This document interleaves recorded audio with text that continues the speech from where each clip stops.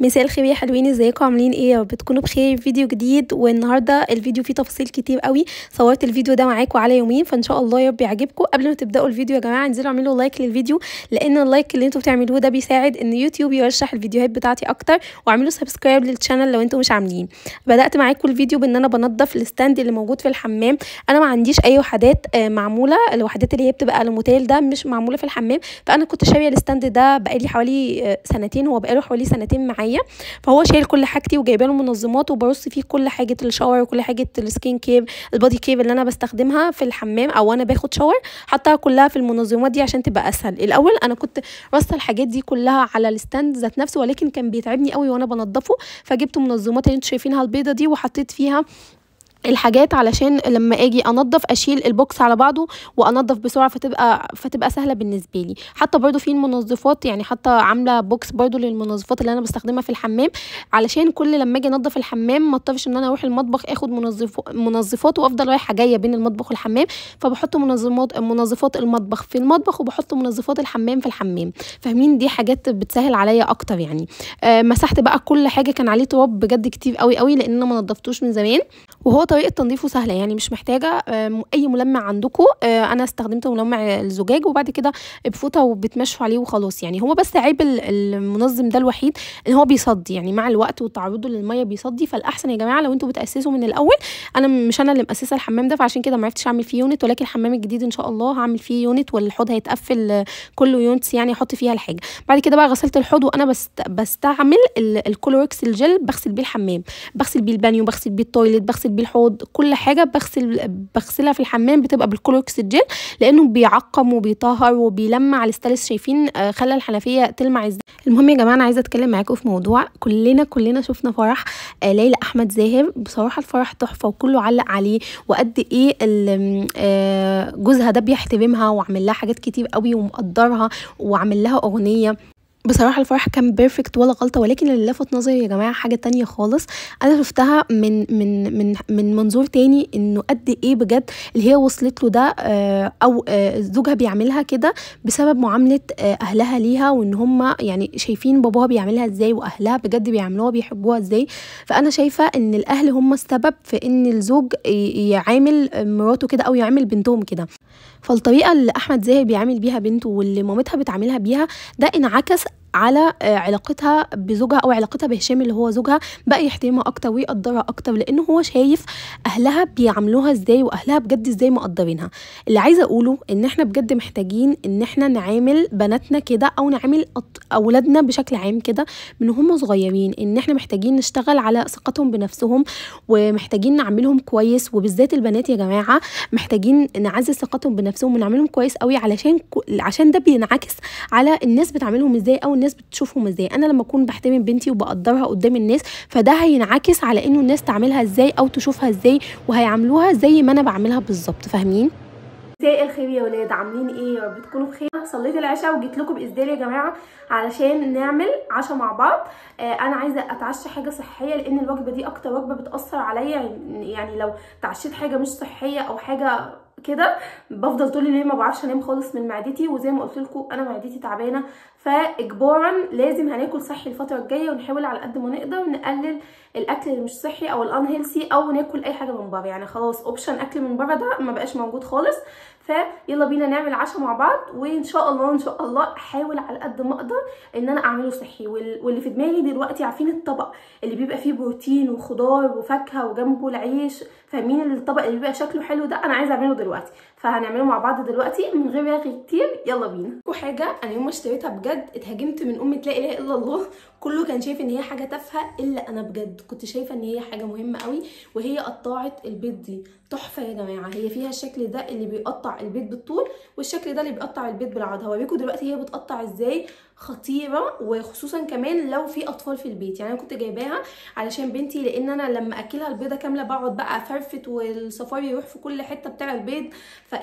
فاحسن حاجه القطاعه دي بتقطعوا بيها البيضه على طول، وبتبقى بالظبط يعني شكلها بيبقى حلو قوي. هوريكم دلوقتي كده شكل البيضه بعد ما تقطع. بتحطوا البيضه هنا كده بالشكل ده، وبتبداوا تقطعوا. بس كده البيضه بكل سهوله اتقطعت. هي بجد تبان حاجه تافهه. هرش بقى شويه ملح مش هقطع عشان انا هحط على السندوتشات جبنه رومي وشويه فلفل اسود صغننين قوي.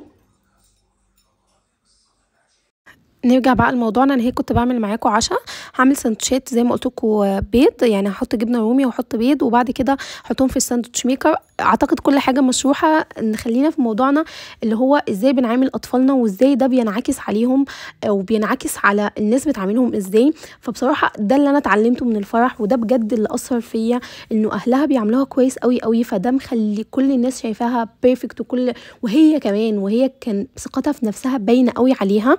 فدي حاجه انا اتعلمتها بصراحه، انه انا اعامل بنتي كويس قوي، سواء بيني وبينها، سواء قدام الناس. لازم يا جماعه نشتغل على ثقه اطفالنا بنفسهم او ثقه اولادنا بنفسهم. دي حاجه ضروري قوي ان احنا نتعلمها. ويا جماعه ان احنا نحترم اطفالنا دي حاجه اجبار، يعني في الزمن اللي احنا فيه ده دلوقتي احنا مجبرين ان احنا نحترمهم. فدي بجد كانت لفته حلوه قوي قوي ليهم، ومعاملتهم كانت باينه قوي، معاملتهم الحلوه الطيبه كانت باينه قوي في كتب الكتاب في كل مناسباتها. فبصراحه هي تستاهل كل خير، وهي باين عليها ان هم تعبوا بجد في تربيتها قوي، وتعبوا ان هم يعلموها ازاي تبقى واثقه في نفسها، ويعلموها ازاي بجد تحترم نفسها عشان اللي حواليها يحترموها. هنا بقى كان تاني يوم، وتعالوا اعمل معاكم وصفه غدا تحفه يا جماعه. اول حاجه جبت صينيه وكنت عامله الكفته، وانا شاركت معاكم طريقه الكفته قبل كده. بتجيبوا لحمه مفرومه 80% لحمه و20% يبقى فيها دهون، لان الكفته بتحب ان هي يكون فيها دهون. بعد كده بقى حطيت عليها بصله وشبت، وحطيت بهارات كفته وملح، وبعد كده صبعتها بالطريقه اللي تحبوها. لكن انا هنا غلطت يا جماعه، هتشوفوا دلوقتي الغلطه، ان انا عملت الصوابع طويله. طريقه التشكيل كانت غلط، لانها مش هتعرفوا تقلبوها، ولسه هتحطوا عليها بطاطس وحاجات، فمش هتعرفوا تتعاملوا بيها، فاعملوها كور احسن. ده هيكون اسهل لما تيجوا تقلبوها. ولكن انا كنت عامله حسابي ان انا هعمل مكرونه في المكرونه وهعمل الكفته في الاير فراير، ولكن غيرت الخطه على اخر لحظه. المهم انا هنا شوحت الكفته في معلقه زيت صغننه خالص خالص، وهستنى لما الكفته تاخد لون، وبعد كده هنزل عليها بصل وبطاطس وفلفل اخضر، ولو عندكم فلفل الوان حطوا. انا اليوم ده ما كانش عندي، فعملتها باللي عندي باللي موجود. يعني شايفين هنا صعبه قوي ان هي تتقلب لانها طويله، يعني صباع الكفته طويل قوي، فكانت صعب ان هي تتقلب. المهم يا جماعه حطيت معلقتين صلصه علشان الطماطم اللي كانت عندي ما كانتش حمرا قوي، وبدات اقلب. وبعد كده هحط زي ما قلت لكم البطاطس والبصل والفلفل، وهحط عصير الطماطم، وهحط البهارات. انا حطيت ملح وفلفل اسود وكمون وكزبره وقرفه عيدان، لان القرفه بتبقى تحفه، وبالذات العيدان بتبقى حلوه قوي في صينيه البطاطس.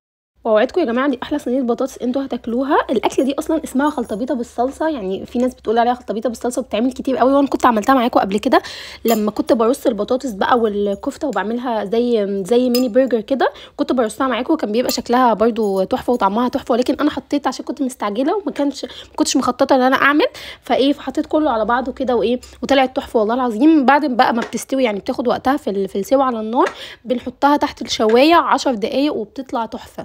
هنا بقى كنت حطيت البهارات كلها، وهدي تقليبه واغطي عليها، وهي ما بتاخدش وقت خالص يا جماعه، يعني هي ما بتاخدش وقت خالص على البوتاجاز، ما بتاخدش حوالي نص ساعه، وبعد كده 10 دقائق تحت الشوايه وخلاص بيكون كل حاجه استوت. عكس مثلا صينيه البطاطس باللحمه اللي هي بتبقى بقطع اللحمه، لان اللحمه بتاخد وقت قوي، يعني بتاخد معايا حوالي ساعه ونص. فانتوا لو عايزين تعملوا صينيه بطاطس باللحمه اعملوها بالكفته، بتبقى اسهل واسرع، اسرع من اللحمه اللي هي بتبقى قطع دي، لان اللحمه بتاخد وقت، انما الكفته ما بتاخدش وقت خالص. انا هنا كنت بوريكم ان انا حطيتها تحت الشوايه حوالي 10 دقايق او اقل شويه، وبعد كده خلاص يعني كانت جاهزه ان هي تتاكل. غرفت بقى، وده كان شكلها في الاخر. قولوا لي رايكم فيها وجربوها يا جماعه، وعلى ضمانتي بجد دي من وصفاتي المعتمده اللي انا بحبها. لسه راجعه من بره حالا، كنت بشتري شويه حاجات ناقصه للبيت هوريهم لكم دلوقتي، ولكن قبل ما اوريكم عايزه اتكلم في حاجه بجد يا جماعه. انا لما بنزل او لما بحتاج انزل باخد بنتي معايا، يعني باخدها بالاستورر بتاعتها وبنزل، لان بنتي الصغننه يعني بيبي لسه، ومش هينفع اسيبها مع حد، ومفيش حد هنا اسيب معاه بنتي يعني. المهم فانا لما بعوز انزل باخد بنتي وبنزل بيها بالاستورر بتاعتها زي ما قلت لكم. كل مره يا جماعه بنزل ببنتي الاقي اطفال سايقين عربيات، اطفال ما كملوش 12 13 سنه سايقين عربيات، وبجد قمه الهمجيه في سواقتهم. فانا كل مره بنزل ببنتي لوحدي بالسترولر قلبي بيتقبض بجد، بخاف حد يخبطني، حد يكسر عليا، بجد سواقتهم مرعبه وشكلهم هما بيسوقوا السواقه متهوره قوي قوي، فانا بخاف قوي. وكل مره بنزل ببنتي والله العظيم بجد بطلع شايفين باين على وشي اصلا ان انا قلبي مقبوض. يعني النهارده مثلا طفل والله العظيم ما اقدر اقول عليه ولد حتى، بجد طفل سايق عربيه وبيكسر عليا وانا ماشيه. انا من الناس اللي بخاف قوي قوي، ممكن اقف ساعه عشان اعدي الطريق، بجد انا ما بعرفش اعدي الطريق. فما بالكم بقى لو مع بنتي، فانا ما بعديش الطريق الا لما اتاكد ان الطريق فاضي من هنا ومن هنا، وماشيه جنب الحيط بجد، لا بعدي طرق ولا بعمل، ماشيه كده على طول جنب الحيط. انت كسر عليا وانا ماشيه، طب افرض خبطتني انا اعمل ايه دلوقتي؟ يعني انا ماشيه في حالي من كتر ما هو سواقته متهوره، تقريبا العربيه لفت بيه او حاجه، فكان هيخبطني انا وبنتي، طب ايه؟ فبجد يا جماعه الاهالي اللي بتركب عيالها العربيات وهم 13 14 سنه، انتوا شايفين بجد وشي عامل ازاي من الخضه؟ لا يا جماعه بجد الاهالي تاخد بالها، مش اي حد يركب عربيات، اي حد بجد يا جماعه يركب عربيات. امال ليه في رخصه وفي اختبار سواقه وفي الحاجات دي؟ بجد لا، ما تركبوش اطفالكم عربيات، لانه بجد كانت ممكن بنتي تتخبط او انا اتعور النهارده، كنت هاخد منه ايه بقى ومن اهله؟ فبجد لا، كذا مره انزل برضو ببنتي ويحصل نفس الكلام، الاطفال اللي سايقين عربيات بقوا اكتر من الكبار. المهم ما علينا، ان نتمنى يا جماعه اي حد عنده عربيه ما يسيبش عياله ينزلوا. المهم يا جماعه تعالوا اوريكم انا اشتريت ايه. اشتريت اول حاجه لبن المراعي، وده احسن لبن هتجربوه بجد، ما تراجعوش ورايا، احسن لبن من اللي هو بيكون المعلب ده احلى نوع. لامار جربته مش حلو خالص، دومتي برضو مش حلو خالص. بصوا انا جربت كل انواع اللبن الموجوده في السوبر ماركت، ده احلى واحد اللي هو المراعي. اشتريت علبه الملح دي اللي هي ده ملح عادي مش ملح هيمالايا، عشان زي ما قلت لكم بغسل بيه الحاجه او اي حاجه محتاجه تتنضف بغسلها بيه. بقى الكيس ده لقيته في السوبر ماركت اول مره اشوفه، وده كان عامل 15 جنيه، وده فرابيه، فانا هجربه معاكم دلوقتي. واشتريت اللاتيه ده بتاع بونجور اللي انا قلت لكم عليه قبل كده، انا على طول بشتريه ادمنته خلاص. واشتريت فانيليا، بس هي دي. بصوا هغير هدومي وهاجي نجرب الفرابيه ده سوا، لان انا ما شربتش كوفي النهارده خالص، كان اللبن خلصان فما شربتش النهارده، فهنيجي نعمله سوا مع بعض واقول لكم رايي فيه ايه. وخصوصا ان هو مش رخيص، ده غالي قوي يعني ب 15 جنيه او 16 جنيه، فهنجربه كده ونشوفه عامل ايه. تعالوا بقى نجرب الفرابيه ده مع بعض. كانت الطريقه مكتوبه على الكيس ذات نفسه ان انت بتحطي تلج وبعدين بتحطي 3/4 كوبايه لبن، وهم مش حاطين ان انت تحطي سكر او عسل او اي حاجه، ولكن كان طعمه مش مسكر، فانا حطيت عسل بصراحه وفضيت الكيس عليها، وبتكتروا تلج لان ده فرابيه. هو بصراحه طعمه حلو، وطعمه حلو يعني مش وحش قوي، ولكن انا مش هشتريه تاني لانه سعره غالي قوي، يعني ب 15 جنيه الكيس، فده سعره غالي بالنسبه لطعمه. طعمه خفيف قوي قوي قوي، فلا ما حبيتوش خالص بصراحه. انا هنا كنت خلاص ضربته في الخلاط وصبيته في الكوبايه، وده كان شكله القوام بتاعه، لانه زي ما قلت لكم بيبقى عليه تلج كتير قوي، فبيبقى زي قوام الفرابيه اللي بنشتريه من بره. بس كده خلص فيديو النهارده، ما تنسوش تقولوا لي رايكم تحت في الفيديو في الكومنت، واشوفكم ان شاء الله في فيديو جديد على خير. باي باي.